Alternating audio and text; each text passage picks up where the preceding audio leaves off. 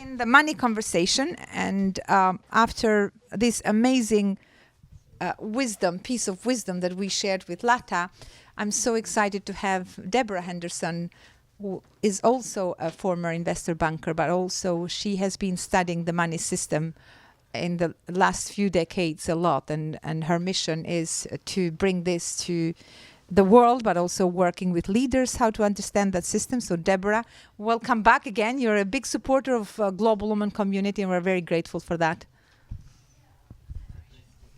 Thank you very much, dear Mirella.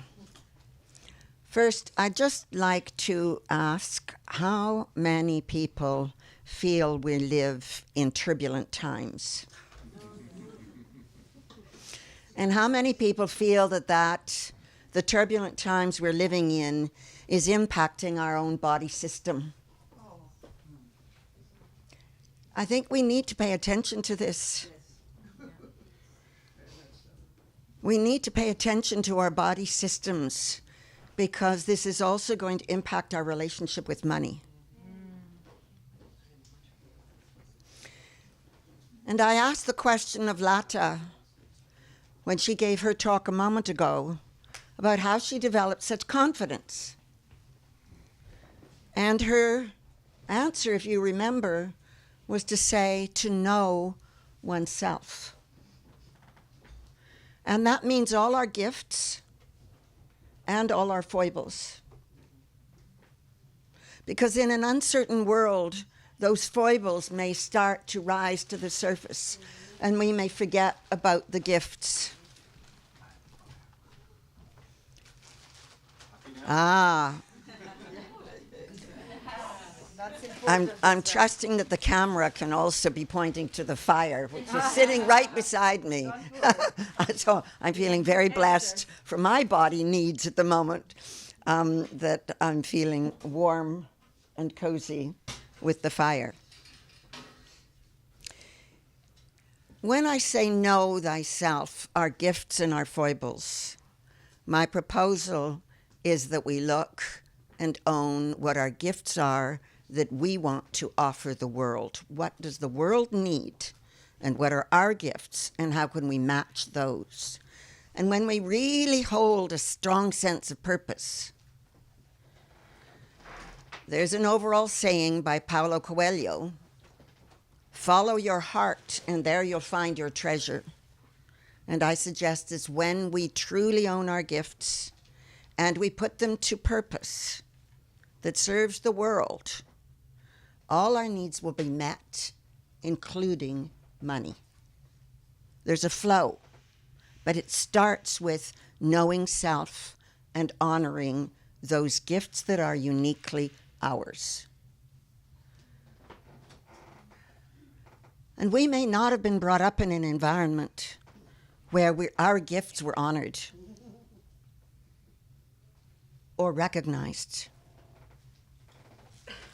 And we may have followed environments that were similar to our upbringing. And so we can have been constantly having reasons why certain circumstances and people might chip away from our sense of confidence, which is what I declared I felt that Lata had. How do we press pause in 2025 in a turbulent world and own this is our moment to truly step inside and know our gifts? And if you don't know them, find people around you who can support you to own them. And how those gifts can then serve the world. Take time for this. I'd like to ask a question of the group so I have a sense of my audience. How many of you believe we are spiritual beings living a human existence?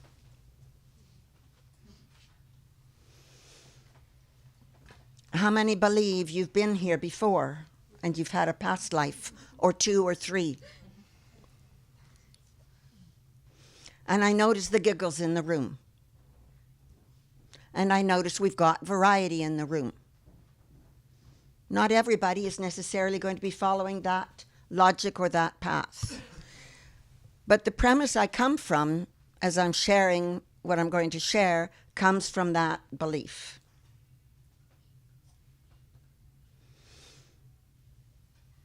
Our money system is based on our fear of death. If we believe that we're spiritual beings living a human existence, and we chose our parents, our circumstances, where we were born, and even our life's journey, then we can take full accountability.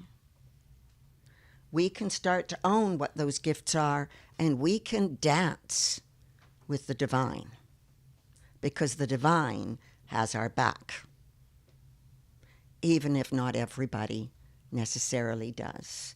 We may invite lots of challenges in our lives. They're for our learning and our growth. And you might say, what does this have to do with money? I'm getting there.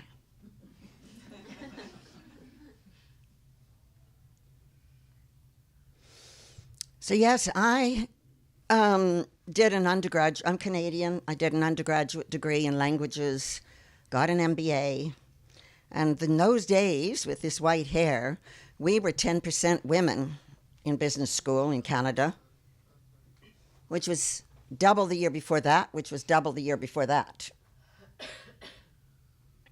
And I decided with that confidence that I could do anything.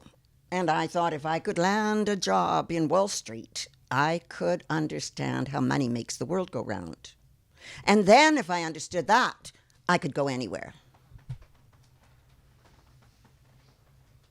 And so I did land a job in Wall Street, which then took me to London because I decided I wanted to continue my languages.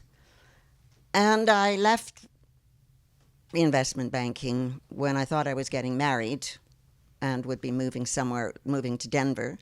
And the universe had other plans. He was Mr. Right to get me out of investment banking, and I was meant to find a path to share, I believe,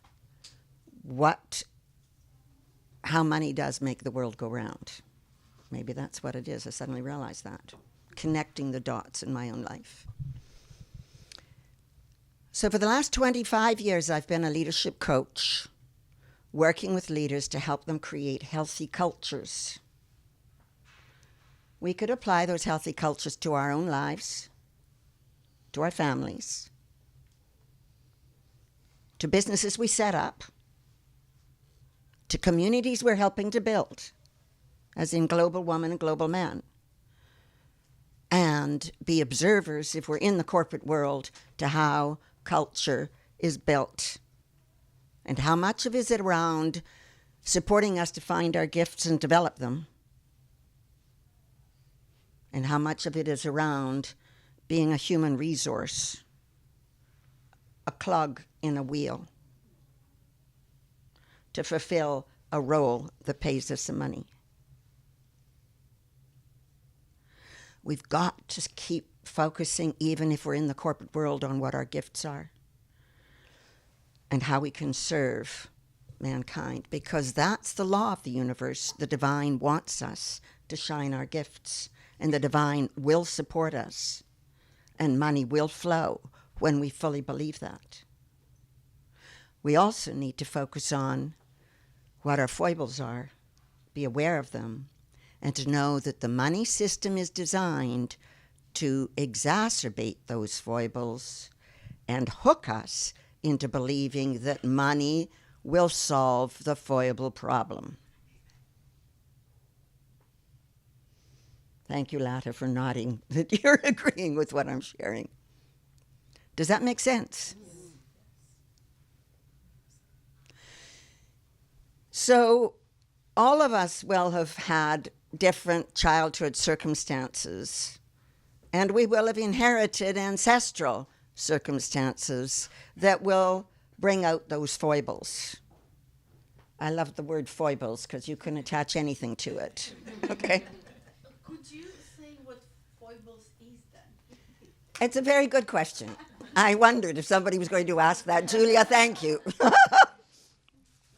If I were to look up the word foible in the dictionary, I think it just means something that's a little off. So we could call it a wound that's never been healed, that we were born with, possibly, that we brought from past life, possibly, that we brought from our ancestral line, possibly, or that we inherited somehow in a traumatic upbringing in our family. But the position of our family, in our family, can create protection mechanisms or security mechanisms, or any one of a number of different mechanisms where we will seek to find our place, seek to see how we could be recognized in the family.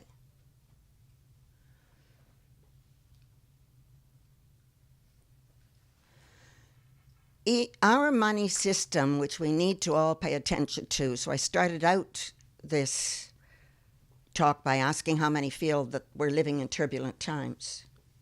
What you also need to be aware of is our money system was designed by man, even if Judith earlier said money is like the air we breathe. We treat it as if it were nature. It's not. We don't come out of the womb saying, "Mummy, mummy, I need money." We come out saying, "I need food, I need milk, I need love." That's the most important element. And we've got to remember, as Lata said, to provide that love for ourselves, even if we didn't get it in the amount that we needed as a child. We cannot substitute that lack of love with money and expect that we're going to be able to live a free life. When I say free, meaning in flow. Morel has created a lovely group in the Global Woman Club, which she calls the Influencer Club.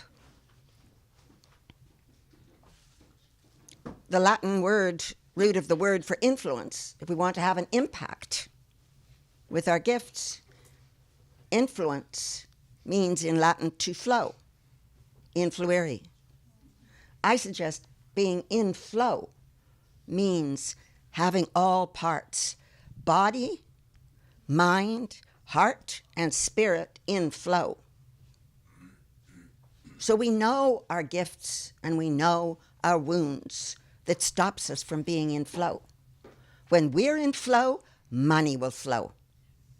It's the law of the universe, because that's what we put out, that's what we attract back. A magnetic enterprise.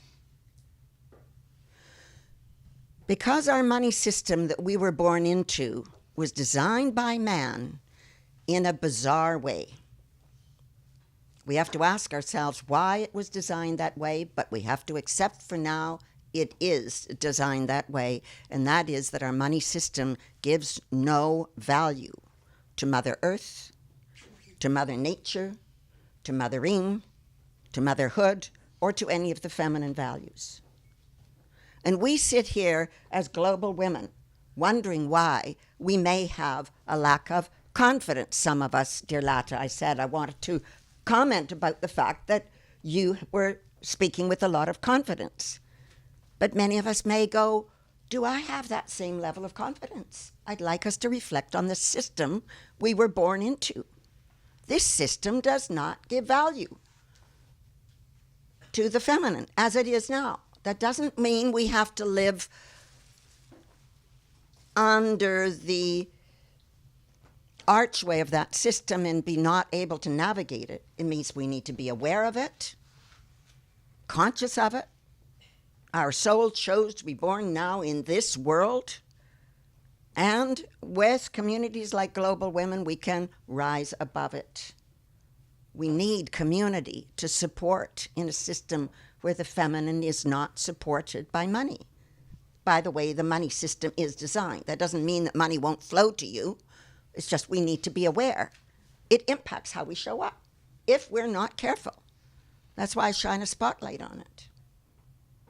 But this impacts men, not just women, because it's out of balance.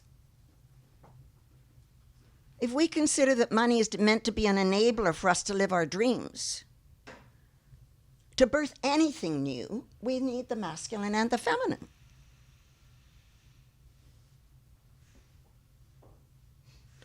In harmony, in balance, in love, ideally.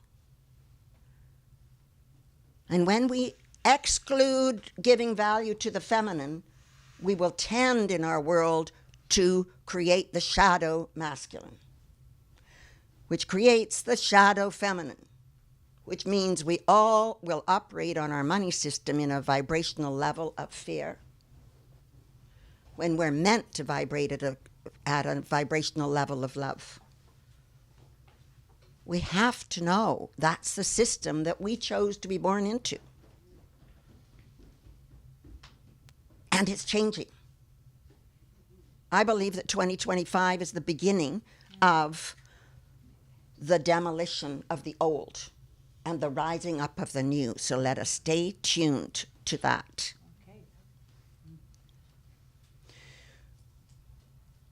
What we also need to bear in mind, and I'm not going to try to outline how to create a new money system because it's very technical. And at this juncture, we could go fiat currency, we could go digital currency, we could look at any one of a number of different ways. But we do know what we need inside, and that is a love-based currency. And we can go there even before the money currency gets reestablished in its technical forms. We have to, for our survival as a species and as a planet. So we need to find support with each other. But here's the other hook piece that men and women need to be aware of. With our out-of-balance money system as it's designed, we will tend to project onto money what are the wounded, unhealed parts of ourselves. So we need to know those foibles. And we need to know what's needed to heal them. Because otherwise we will get caught in a hook. So let's just ask around the room, how many feel, if you dig deep, that money provides a sense of security for you? I'm going to go up the chakras, just the top, the bottom three chakras, so you know. So as you reflect on it, how much does money provide security, and where does that need come from? How much is it from your family? How much is it from your upbringing? How much of a hook are you on security? It almost doesn't matter how much money you have. Security is still a need because you're afraid you're going to lose it, possibly. Dig deep to know that relationship. And it's in our language. After all, we say we have to earn our living in order to buy securities. The only animal has to earn a living. Next, how many feel that money gives them a sense of belonging? They actually can then join the crowd of the people they would like to be with. It gives you a sense of belonging. It almost gives you a sense of love. It almost gives you a sense you could buy love with it. That was my wound. Still is. From having felt abandoned as a child. I'm sure that's why I went straight to Wall Street. Admittedly, my father's wound, and he wanted me to go to Wall Street, was a fear of failure. Oh, if you go to Wall Street, you're made. My eldest daughter, his eldest daughter, me, could go to Wall Street and he could feel secure that I had made it, right? How many people recognize that money also provides a sense of status or power or recognition or self-esteem? Yeah. So for those where the camera isn't showing, we had a lot of people saying security. We had a lot of people saying money was self-esteem, or what I call the solar plexus chakra. I'd still ask us to look at the loved one, okay, of the sacral chakra and where that can show up, because it's hidden. It could be linked possibly with the amount we give. And for some people, money is freedom, freedom of choice. But we need to know what are those hooks that money creates for us. And if we don't know them, money will continue to hook us there. And then it's money driving us rather than our gifts and our offers for the world being the driver of our sense of purpose to be in flow. When we've got our sense of purpose and we've got alignment around all of our chakras in our bodies, we're connected to the ground, divine ground, and connected to others around, and we're clean a conduit as we can be, we'll be ready for the turbulence that's not only in this year, but in subsequent years, because the state of the world is showing it's no longer fit for purpose. We should not be having the global wars that we've got going on, and we should not be having global wars where nobody is outcrying about the pain and suffering. Where's the outcry? It used to be there.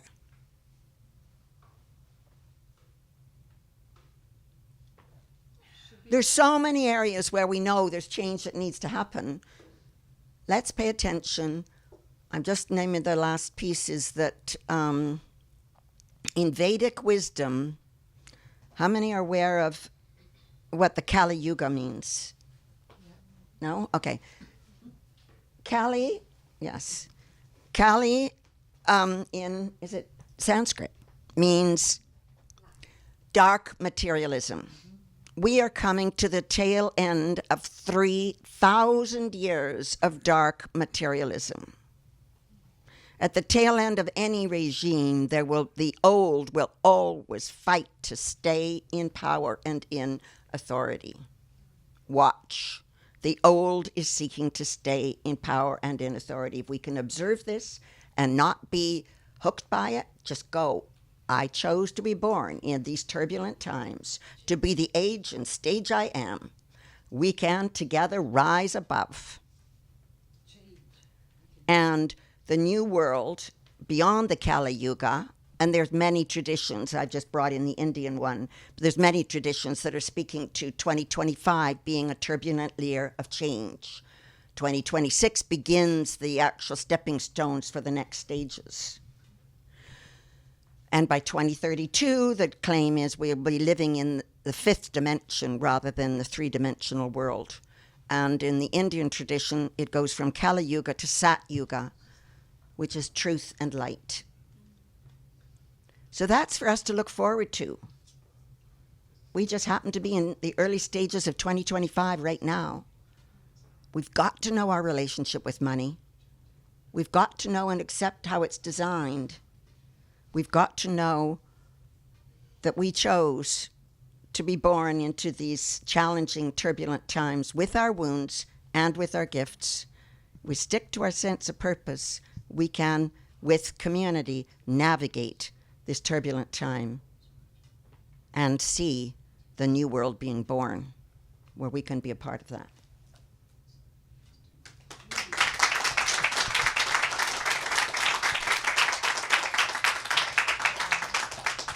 And to bring this at this moment where it's the beginning of a new era, at the beginning of the new year, a beginning of a new direction, because as I said, when we came here not by accident. We are here for a reason. Somehow, something that we are seeking is seeking us.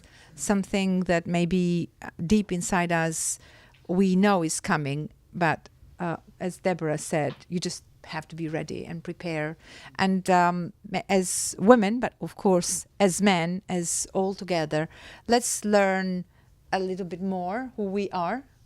As that is my takeaway from Lata. Learn who you are, because once we get to understand each other and get to know each other, and deep inside us, coming from us, who we are in fact. Okay, questions? We have Lakshmi. Deborah, first I must say, wow, thank you so much for your insight and wisdom. I've taken copious notes here, especially when you were talking about obviously understanding those hooks that keep us in that fear state or in that state with the chakras. So once we sort of identify those hooks and we recognize those within ourselves, what's your advice to like sort of overriding that and becoming unhooked? Thank you. So I'm just going to take a moment to do a little propaganda for a book I'm writing on this, and you can go to chapter 13 to find the answer. But I will tell you what the answer. So I'm calling the book, just so we can hold it together if you don't mind, I'm calling the book Bubble Wrapped Betrayal. Our money system is a betrayal of who we are, and we use money to bubble wrap ourselves from even looking at how we've betrayed ourselves in life. So now, to your question, dear Lakshmi, we need to reclaim those projections. And sometimes there's a whole course that can be done on this, but just to give you a couple of examples. Let's say I own that I have a really big security need.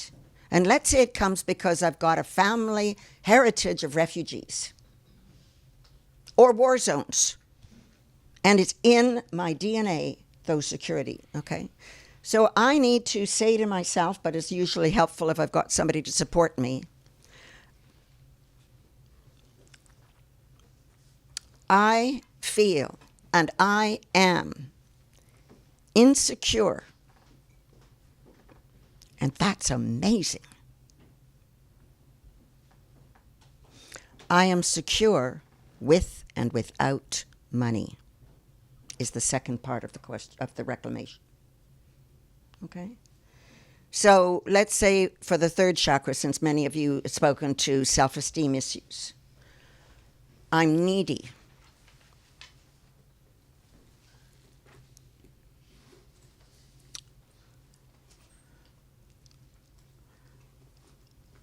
I don't recognize praise. I'm not worthy. And that's awesome.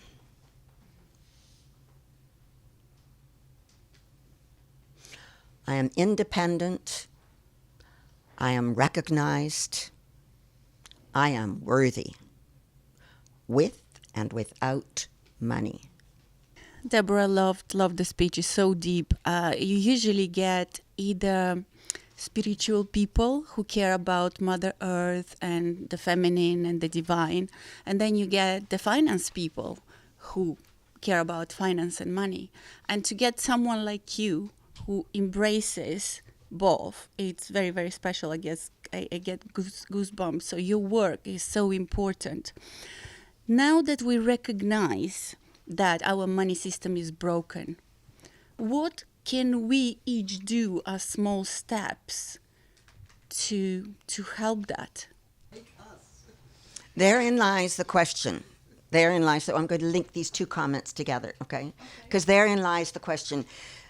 If we own that our money system was designed to break us, if that is a truth, there are many players in previous centuries that through the money system were in fact broken, yes. And we are at a stage where we're now aware and there's shifting happening. And that may or may not be true, that it was designed on purpose. Because that keeps us as a victim. Whatever, it was designed that way. And therein lies the risk, is that with that design we can become easily enslaved with money. And maybe it's meant to teach us something so that we come out of it ready for the Sat Yuga when it arrives, to be able to fully embrace love, because we've been through the pain and we know what that means. So back to your question, Julia, I just think it's so important we find support systems to really support ourselves in our journey so that we recognize where we're hooked. And don't blame ourselves. Just say it is part of the system. I chose to be born into this system, and I'm choosing to navigate it, and I need support. It's really hard to do this on our own because systems are bigger than individuals. But as people who are choosing our sense of purpose, We can be leaders together of the new, conscious of what we've chosen and the environment we're in. The critical thing for me is first and foremost our relationship with money, because regardless of what is created of the new, if we still hold the old entrapments of money when the new arrives, we'll be keeping ourselves back in the same old spiral downwards. And we are meant to operate from a love frequency. And guess what? Very quickly. How many people know David Hawkins' work? His overall calculations, is a quantum physicist, US, no longer alive, wrote the first book called Power versus Force. His comment overall in measuring the frequencies of each of our emotional states is that the lowest vibrational frequency of any emotional state is shame at 50. The highest is enlightenment at 1,000. Courage is 200, and that's the borderline between fear-driven emotions and love-driven emotions. Love itself is 500.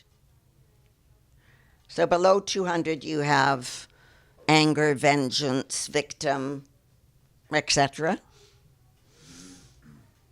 One person vibrating at the frequency of love can counterbalance 750,000 people coming from anything below 200. So if we count the 20 people or so in the room, 20 of us vibrating at love, what's 20 times 750,000 people? Lata?